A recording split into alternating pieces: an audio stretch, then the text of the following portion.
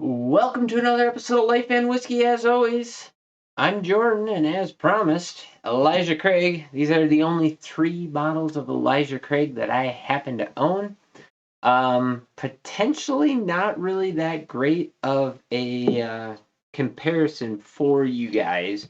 Um, this one's a single barrel select, so you're not going to be able to get your hands on it. This is the standard small batch Elijah Craig. Anybody can get this anywhere. And the little tag on here says best small batch bourbon. The San Francisco World Spirits Competition 2028, or sorry, 2018, the double gold. A lot of people really enjoy Elijah Craig.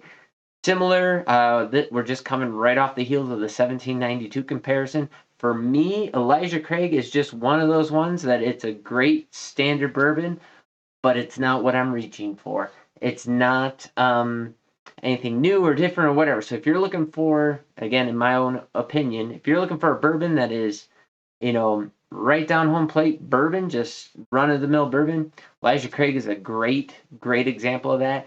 The standard small batch ringing in at 94 proof. You get a little bit of extra proof there, not bad. Just an aside, if you haven't already, go out and buy a bottle, like a small bottle, like a 375 or even the 50 mil shooters of Buffalo Trace, Wild Turkey 101, Elijah Craig, Larceny, Knob Creek, any of the Old Forester products if you can find it. Just buy smaller portions of stuff and give them all a try. See if you can maybe hone your taste into a particular distillery and then start exploring that distillery's lineup.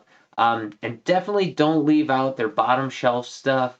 And some of their, like, Wild Turkey also is Russell's, or Buffalo Trace is, Buffalo Trace, and well, all their products are super hard to get in a lot of places. So maybe don't look at Buffalo Trace, but look at Heaven Hill or any of the Heaven Hill products or Old Forester products, Brown Foreman. Check out some of the different distilleries and see what they have to offer. And if there's anything in that lineup that appeals to you, it might be the best way to go. But what we have is the standard, what do they call it? The small batch, which has no meaning in the world of whiskey, especially in this case. Elijah Craig, 94 proof, 47% ABV. Then we have the Elijah Craig small batch. This is a single barrel select. This is selected by Town and Country Market in Cheyenne, Wyoming. This is barrel serial number 5749882, Rickhouse M, floor 6. Again, it's coming in at the exact same proof, so 94 proof, 47% ABV, but it is a store pick. And then we have the Elijah Craig barrel proof. This is uncut, straight from the barrel without chill filtration. Proof is 127.2 or 63.6% ABV, so this one's screaming. And this is batch B520. So those are the only ones that I have. I've not chased any of the Elijah Craigs, really. I know they're barrel proofs. A lot of people, rave about them.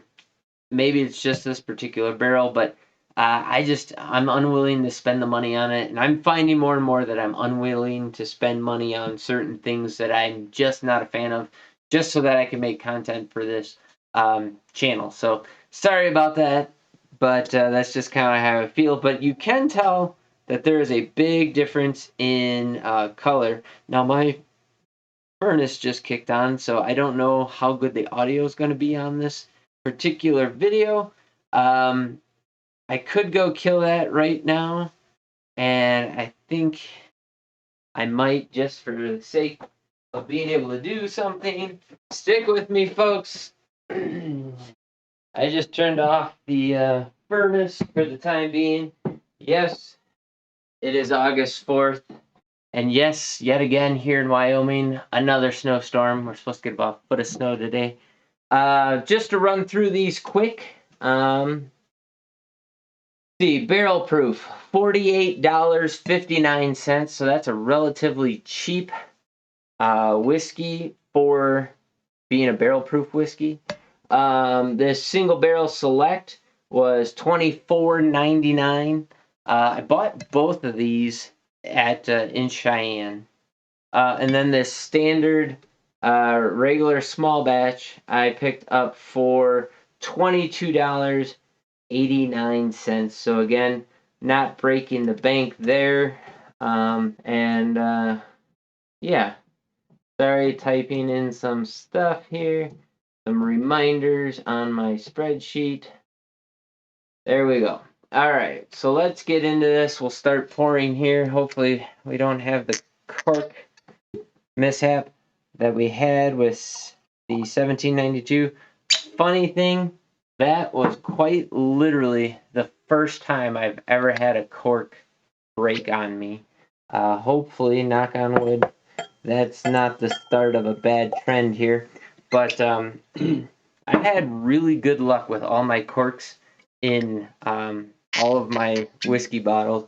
But if you are unaware, it is good practice and quite wise to save at least a fairly decent stockpile of different varieties, whether they're natural cork or rubber cork of different sizes, just in the off chance that if you do have an expansive collection and you do break a cork, that you then can plug that hole without any problems. So, all right, it's a little bit harder to do with 3, but again, because I'm not paying attention and trying to keep track of stuff, I have no clue what's what.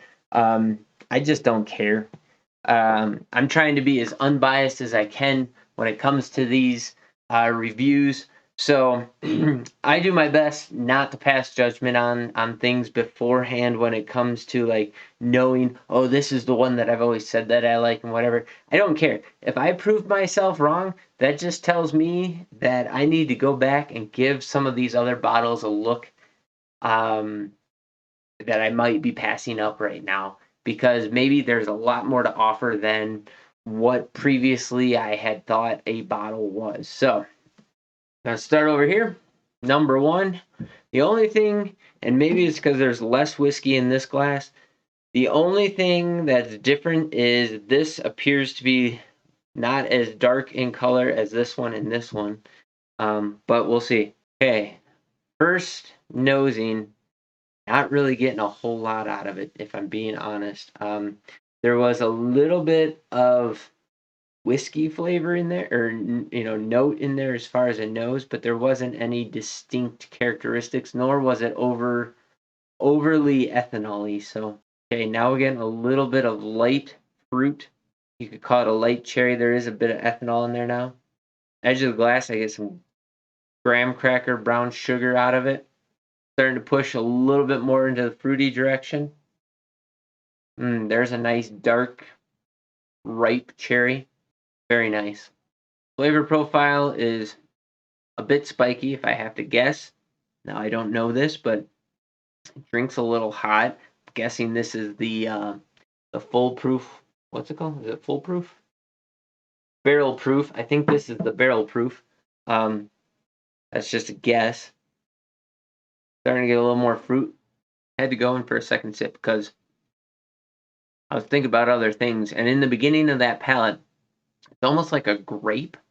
It's kind of here and there, but then, man, that ethanol picks up almost immediately and really is kind of the dominant song throughout, or the dominant note throughout the song, if you will. It's it really dominates. So you get that proofiness on the tongue and the back of your throat. And so it's hard to pick out different characteristics, but I kind of get this grapiness and then a sweet middle. It's not overly clingy. It's not overly creamy on the palate in particular. It's a little bit watery that it just kind of washes over and then it's gone. and that proof kind of just is there front and center throughout all of it. There was some nice graham cracker notes in there. I, it's one of those things where like this is a good whiskey, but like if I were drinking this right now just for fun, I would definitely be putting water in it to see what else is coming out of it and bring that proof down, see if I can knock some of that bite out, because right now the bite of the proof is overwhelming the rest of the flavor profile. And again, I could be wrong. That might just be one of the 94 proof single barrels. I don't know, but it seems to drink hot. This one, sorry if I have to warm these up a fair bit, but we gotta give her the old swirl here to try and get something out of these. I mean, I'm not getting anything out of the glass. That time I got just a smidgen of grain dust, just a hint of cherry blossom, a little bit on the floral side, not so much fruit, but graham cracker, a little bit of caramel in there, not a whole lot. Going in on the taste, pretty thin, nothing up front, a whole lot of nothing for the first couple beats.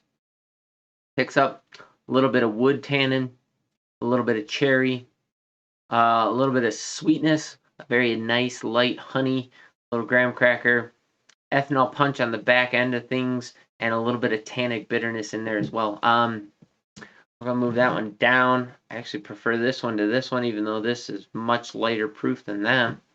And of course, I'm gonna win in the proof game because two of these are only 94 proof, and one of them is, out of this world at 160. What was it? 100. Oh man, I'm sorry, it's not that bad. 127.2 proof, 63.6%. So 127. It actually gained proof in the barrel, because in order to be bourbon, entry proof cannot be higher than 125 proof. So it gained 2 proof points in the barrel.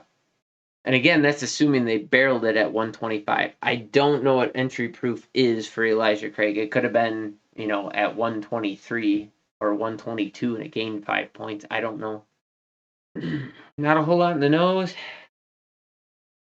No, there's a little bit of a sweet brown sugar in the background. Almost a creamy caramel with a very slight fruit cherry in there. Okay, it was sweet, brown sugar, honey, moved into a fruit, a little bit floral, just a hint of oak on the back end, slight bitterness, but not enough that I dislike it, and then a little bit of proof bite on the end with a little black pepper. So I'm going to say for now, that's my number one. That's my number two. Pretty sure that one's the barrel proof. And one of these is single barrel, and one of these is the standard small batch. I don't know which one's which, but that's what I got. 1, 2, 3. There's my water swish, so sorry if that sounds horrible on camera, but hey, that's what we got. I'm deciding, so go ahead and drop in the comments down below what you think, but I'm trying to decide whether I want to push forward and do my Buffalo Trace right now, or if that's just too much whiskey back to back to back.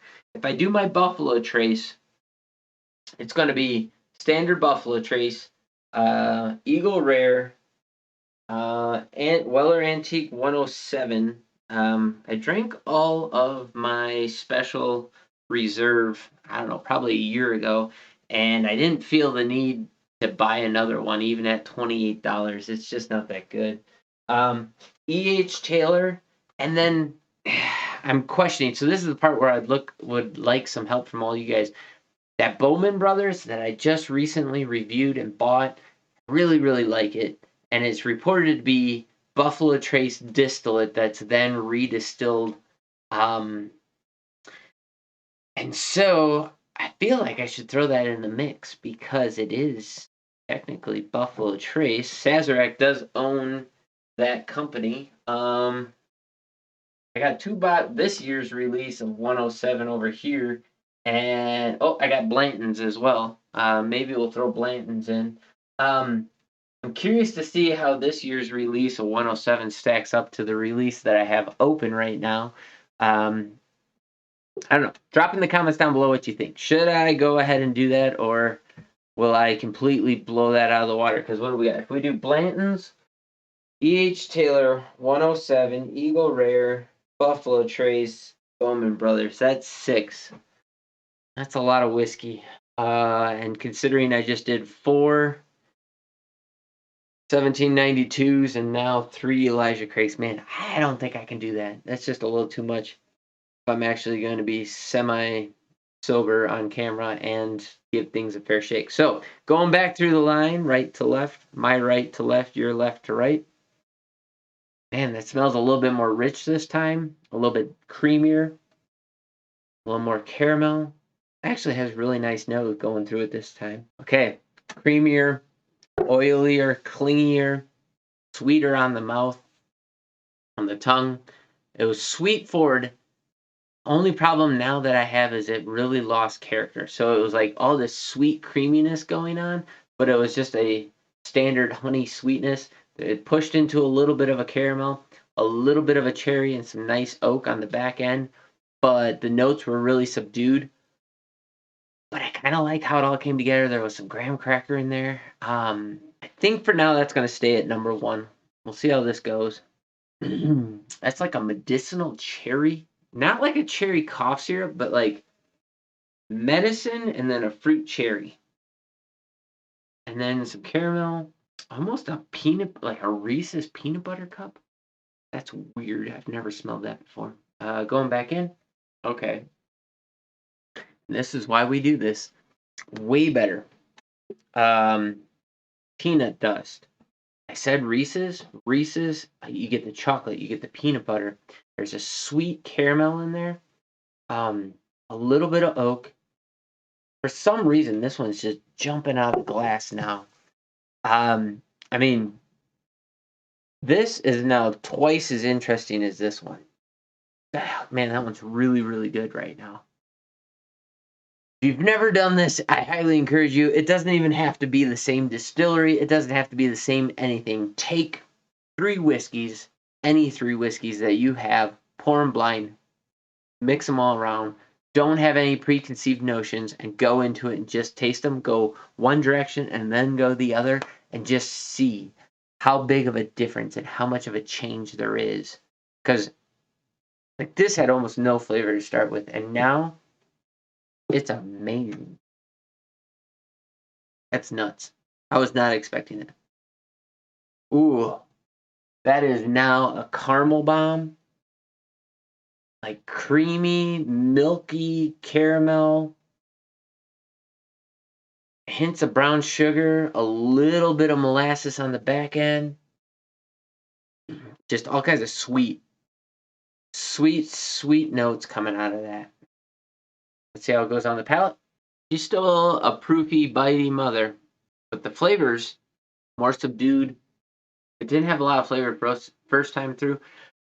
I'm actually going to put this one last at the moment for the same reasons that I kind of explained it before. The proof is dominating all of the flavor profile. And so it's very difficult to pick out. There's a lot of sweet, creamy notes, a lot of body to it from start to finish, which I like. However, the proof at this point, at full strength, is so dominating that it's just too difficult to pick out what's behind it. And that's a shame. Okay, I'm gonna do this, but this is my final rank. 1, 2, 3. So we're putting, and I'm pretty positive this is the barrel proof. We're just gonna put 5 drops in there. Just because I can't help myself. And it's my channel and I can do what I want. If you don't like it, go watch something else, I guess. Man, the sweetness just went to 10 on this, and it was already really nice. It's pretty good. Let's see what we got here. Oh, that's where that should be. Proof bite is gone. The proof is there. Still kind of hits you in the back of the throat and stuff, but it's not bitey. It doesn't sting, and it's not overwhelming. It was cherry, caramel, graham cracker, a little bit of honey on the finish, a touch of oak, and then a slight black pepper and ethanol ding on the very, very tail end of it.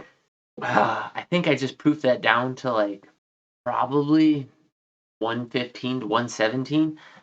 That's where that one should be. That is excellent. If I had it that way, we'd be mixing these all around. But our number one is C, which is, I think, the single barrel, the small batch single barrel select, the one that you probably can't get your hands on. Most likely because I bought this a year ago down in Cheyenne, and so they're probably sold out. And but hey, we'll just substitute any single barrel select that you can get. Number two, I'm gonna say is B. Yep. Oh wait, yeah, B. Sorry, I was thinking there was an A, but we start at B. So that's the regular small batch, and then like I thought, this is the barrel proof coming in at number three.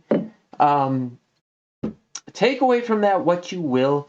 1, 2, 3. The small batch actually beat out the barrel proof at barrel proof. Now, if you were to take it, put it on the rocks, proof it down like I just did, you'll probably get a much nicer experience. And that is the benefit of barrel proof whiskey, is if you don't like it neat as is, you can experiment with it, proof it down, put it on ice. If you put it on ice, it'll knock out some of the bitiness of the proof.